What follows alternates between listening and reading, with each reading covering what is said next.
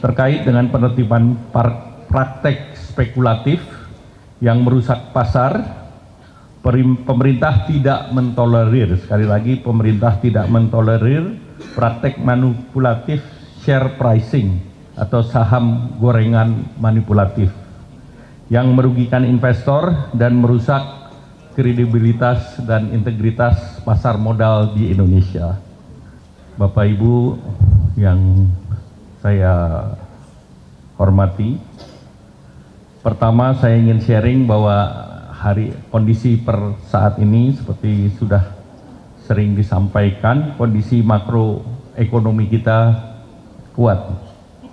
Pertumbuhan ekonomi masih 5,04 di kuartal ketiga, dan dalam waktu yang singkat nanti minggu depan hari Kamis tanggal 5 akan diumumkan pertumbuhan yang diperkirakan lebih besar daripada pertumbuhan yang di kuartal ketiga. Kemudian inflasi 2,92 di bulan Desember, dan hari Senin besok juga akan diumumkan oleh BPS tingkat inflasi di bulan Januari. Dan dipastikan bahwa tingkat inflasi ini masih dalam rentang sesuai APBN, yaitu rentang 2,5 plus minus 1%. Kemudian kondisi cadangan devisa kita sampai Desember masih kuat, setara dengan 6,2 bulan import, yaitu 156,5 miliar. Kemudian defisit fiskal masih terjaga di batas 3%. Kemudian juga lihat daripada perbankan masih baik, pertumbuhan kredit masih 9,6%, dana pihak ketiga masih double digit 13,83%. Dari segi permodalan kuat, capital adequacy ratio masih di 25,87%. Kemudian juga rasio utang terhadap PDB masih di bawah batas 60% atau 40%. Dan kalau kita lihat rating daripada negara kita dari investment grade, baik dari Moody's Baa2, kemudian Fitch BBB dan S&P. Kemudian terkait dengan penataan dan penguatan pasar modal, yang pertama terkait dengan transparansi dan integritas pasar, Bapak Presiden memerintahkan percepatan reformasi integritas pasar, antara lain dengan reform pasar modal secara struktural melalui demutualisasi bursa dan peningkatan likuiditas melalui kenaikan minimum free float menjadi 15% sesuai dengan standar global.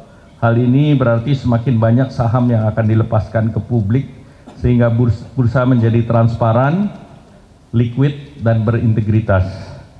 Kemudian peningkatan transparansi, juga pengetatan aturan beneficial ownership atau pemilik akhir yang secara transparan, dan kejelasan terkait dengan afiliasi pemegang saham.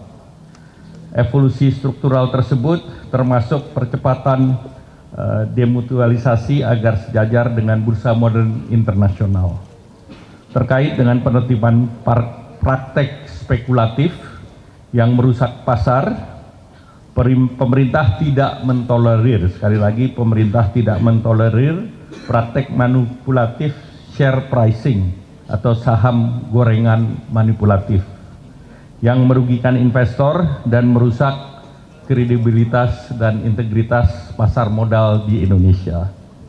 Penyalahgunaan dan manipulasi pasar tidak hanya berdampak pada harga saham dan kepentingan investor, tetapi juga berpengaruh terhadap tingkat kepercayaan terhadap sistem keuangan nasional dan menghambat arus penanaman modal asing ataupun foreign direct investment yang diperlukan Indonesia untuk mendukung pertumbuhan ekonomi, menciptakan lapangan kerja dan pertumbuhan yang berkelanjutan. Poin ketiga terkait dengan penegakan aturan dan sanksi hukum. Bursa Efek Indonesia bersama aparat penegak hukum akan melakukan tindakan tegas terhadap siapapun pihak yang bertentangan dengan peraturan bursa, POJK, Undang-Undang Jasa Keuangan yang berlaku. Pemerintah akan mendukung penuh proses hukum agar berjalan sesuai dengan aturan. Yang keempat, stabilitas dan keberlanjutan. Bapak Presiden telah menginstruksikan Kementerian Keuangan serta jajaran pengurus OJK dan Bursa Efek Indonesia untuk memastikan bahwa kegiatan operasional bursa tetap berjalan dengan normal dengan kepemimpinan transisi. Kemudian tidak ada kekosongan kepemimpinan atau dalam pengawasan keuangan ataupun pasar modal. Pejabat pelaksana tugas atau PJS itu akan memastikan seluruh fungsi regulasi, aktivitas perdagangan, dan tugas pengawasan berjalan tanpa gangguan. Institusi kita kuat karena sistem dikelola sesuai dengan standar good governance dan best practices. Pesan Bapak Presiden untuk pasar modal, pesan beliau saya kutip: kepada para investor domestik, mitra internasional, dan seluruh rakyat Indonesia, fundamental ekonomi Indonesia tetap kuat dan tangguh. Pemerintah berdiri teguh di belakang pasar keuangan kita, dan kami berkomitmen pada iklim investasi yang transparan, adil, dan berkelas dunia. Selanjutnya saya minta Saudara Kiki Fredrika Widiasari untuk menyampaikan hasil rapat internal daripada Dewan Komisioner OJK. Silakan Bu Kiki. Terima kasih Pak Menko, saya hormati Pak Menko, Pak Mensesnek, Pak Menkyu, Pak Rosan, Pak Doni, Pak Hasan, dan rekan-rekan dari SRO, Pak Samsul dan Pak Jeffrey. Baik, selamat malam, Assalamualaikum warahmatullahi wabarakatuh. Salam sejahtera untuk kita semua. Terima kasih rekan-rekan. Izinkan saya menyampaikan beberapa hal. Yang pertama, sebagaimana teman-teman media ketahui, bahwa kemarin 3 anggota Dewan Komisioner OJK mengundurkan diri, yaitu Pak Mahendra Siregar sebagai Ketua Dewan Komisioner, Pak Mirsa Aditya Suara sebagai Wakil Ketua, dan juga Pak Inarno Jayadi sebagai Kepala Eksekutif Pengawas Pasar Modal, Derivatif, dan Karbon telah mengundurkan diri.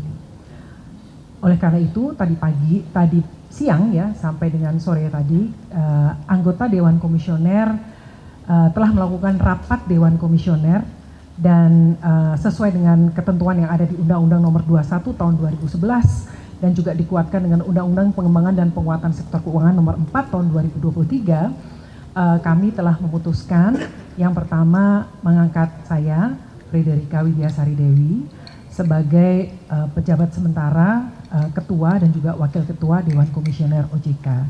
Sementara tugas kami sebagai Kepala Eksekutif Pengawas Perilaku Pelaku Usaha Jasa Keuangan Edukasi dan Perlindungan Konsumen juga tetap kami emban.